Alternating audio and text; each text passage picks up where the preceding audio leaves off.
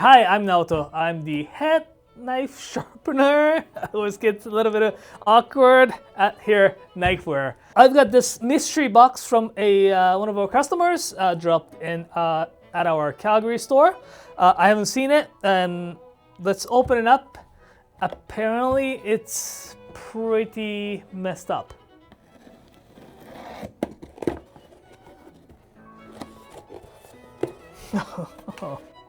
Oh, what? What? Oh, it's like a sickle. I'm shocked and speechless, but at the same time, I'm like, this knife held up this much of bend. It's like almost 90-degree bend. That is impressive. Oh my God, what happened? Accident happens. Blacksmith's been informed that we are going to fix this. And I promise that we're gonna send him the picture once I'm done. Well, before we get into it, you may notice that I am wearing a different apron today. This is good as apron. This is fantastic. This is actually really well designed. It does even have a little strap. Built-in strap. That was my commercial. As you probably guessed, I'm going to straighten this knife up first.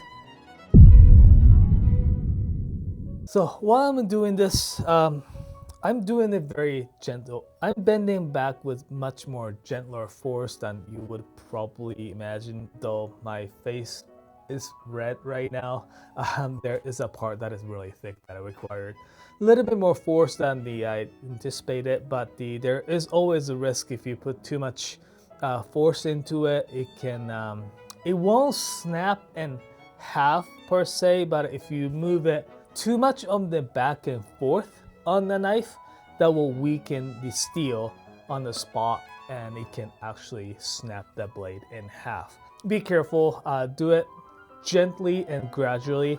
My goal is that I'm gonna bend it back to straight with mostly one motion. I'm not gonna go over to the other side and try to fix it back and forth. I'm trying to just in a one motion into the straightness.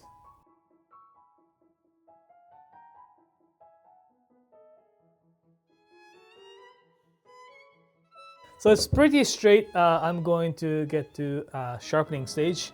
But I still have to keep an eye out of the straightness. It still keeps bending it back.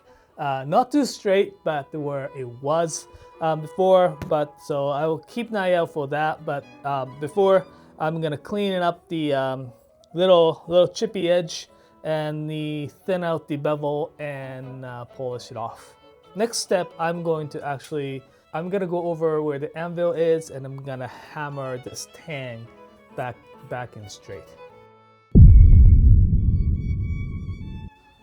Well, here's an anvil, just very small one. You don't get to see this one because we don't use them as much, but here it is. We have a hammer, anvil, and just gonna hammer this tang straight.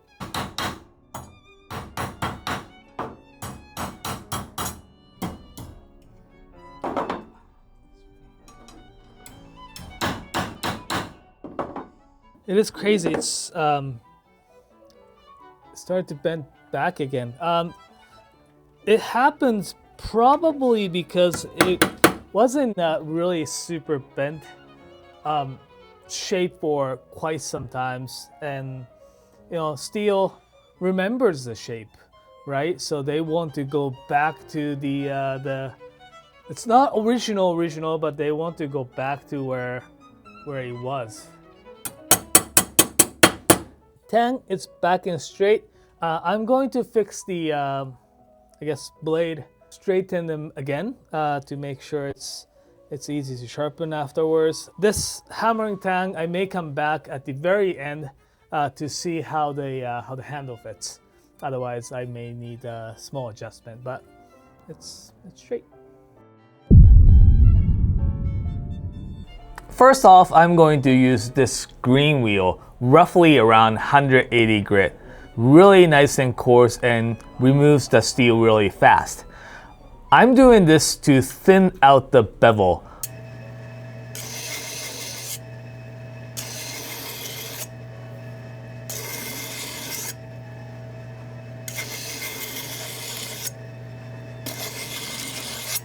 The reason why the thinner the bevel is important is that thinner the bevel is, it glides so much nicer when it especially comes to the dense root vegetables. When you're trying to cut, say, potatoes, it glides through so much nicer.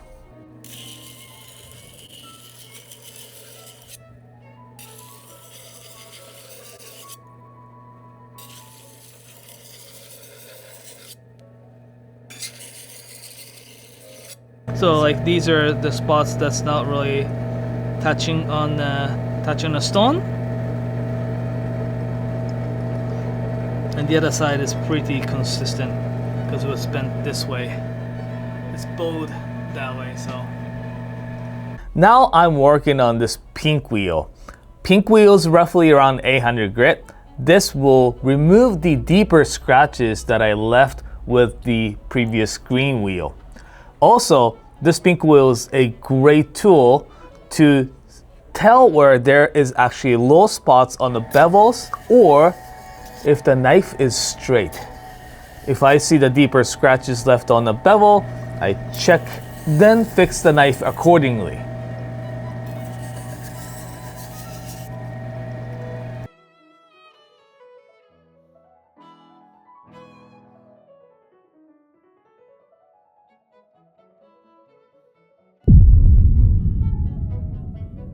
Alright, from the sharpening machine, now I'm going to finish this one by hand. It has been quite a bit of journey. This knife keeps trying to going back to the unwanted original stage, the shape. It was a constant battle to keep this knife nice and straight. So I have this, my friend, my favorite friend now, of the bendy stick right next to me so that I can fix the straightness along the way. I would imagine I'll have to use this quite a bit while I'm sharpening on sharpening stones as well.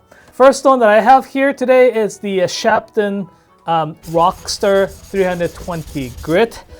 Because bevels are quite uneven, I'm gonna make sure the bevel gets really nice and even with this coarser grit stone.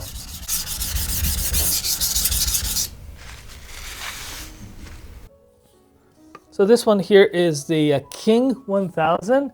It is a part of the King Toishi's Tengood, that Toishi, the sharpening stone kit.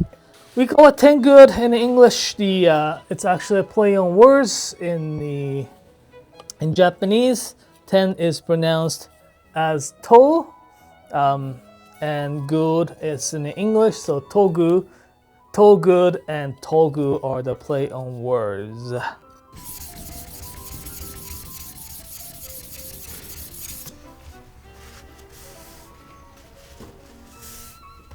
I just got this really soft, grainy 1000 stone called the Shin Negura. I actually like this one, especially when it comes to polishing. I enjoy using this because it gives you a really nice, smooth finish. It kind of covers it all. It acts like a concealer or foundation if you do a makeup. So it's like it works like a lip filler. Or, you know, concealer or foundation, that kind of stuff. It's really nice and soft, grainy. It reaches to the little low spots on the knife as well, so it kind of muscles up very nicely.